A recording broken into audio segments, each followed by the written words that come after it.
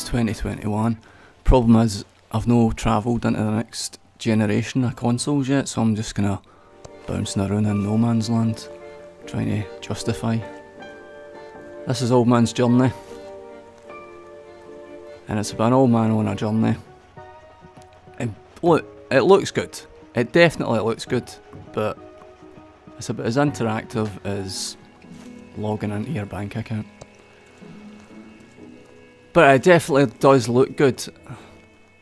It isn't new. That what I'm saying is that the games I'm looking at, they're not new. I'm seeing what I missed in January of 2021. Apparently I missed this. Just watch the Straight Story instead of this. Watch that instead. It's much better. I mean, it looks good. It does look good. I mean, he's got shading and stuff in his colours. They're imbalanced, these indie games, is the thing. Good at some things, not as good at other things. That's the issue. But good God. Sunlight, even though it was I think it was £3.50, £3.49. I think it was £3.49.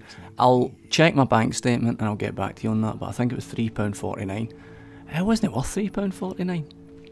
Because the voice acting's not very good, the writing's not very good, and that's all there is in the game, other than walking up to these flowers really slowly. And then listening to another bit of dodgy voice acting with some rough writing. Aye, I think I'm on a bit of a bad run with the games, not just indie games, but with the games.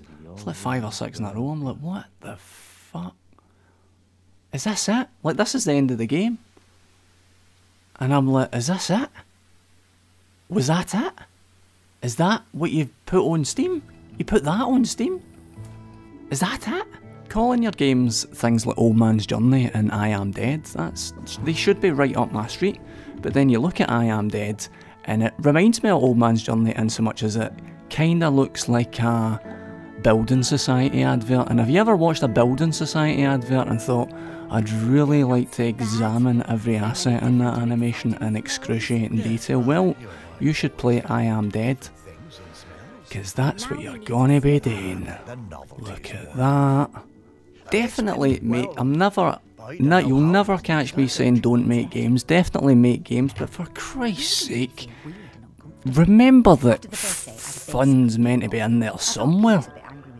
Even a wee tiny amount of it, but some. There's got to be some. It can't just be gone through graphic menus, which is basically all this is.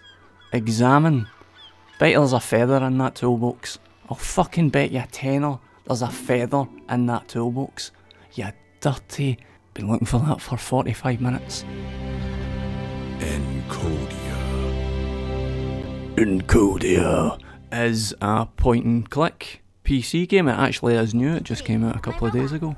And it's a cyberpunk type point and click. Do you know what cyberpunk is?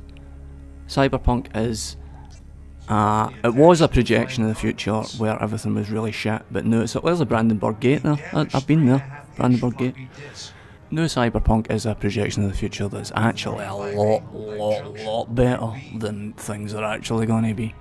I mean, there's humans on screen there that are still using their legs. 2062 and they're still using their legs? I don't think so. Atmospherically, Encodya is brilliant. Point and click wise, it's a bit of a pain in the arse. Not being able to organise your inventory is an absolute bollock, and there's some combinations of items to solve some stuff that are just nonsense. I have a bad feeling that I might be quite hard to please when it comes to point and clicks. It's just not funny enough for me. It's just no. Bates. I don't know why, but it sounds familiar. That's not good enough for me. Maybe if you're half my age, which most people seem to be, but nah.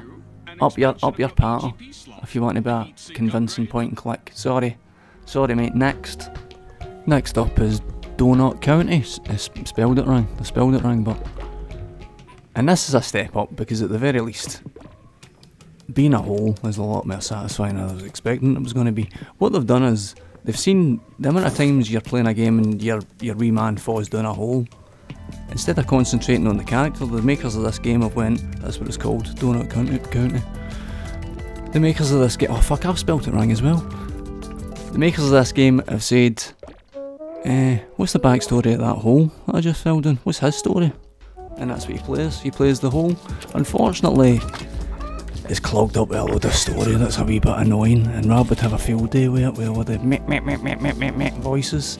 So I cut all that out of this review and just concentrated on just being a dirty hole, but being a big hole. Just being a big hole. I enjoyed it a lot more than I was expecting. Just being a big hole. Everything I've been playing's old anyway, so I thought I'd just show you some of that. Look at this, carry on. Bunch of shite bags all jumping me at once. So I'll sneak up to him while he's asleep. Nice one. I have been playing this as well, and it's a borderline masterpiece, if it isn't already one.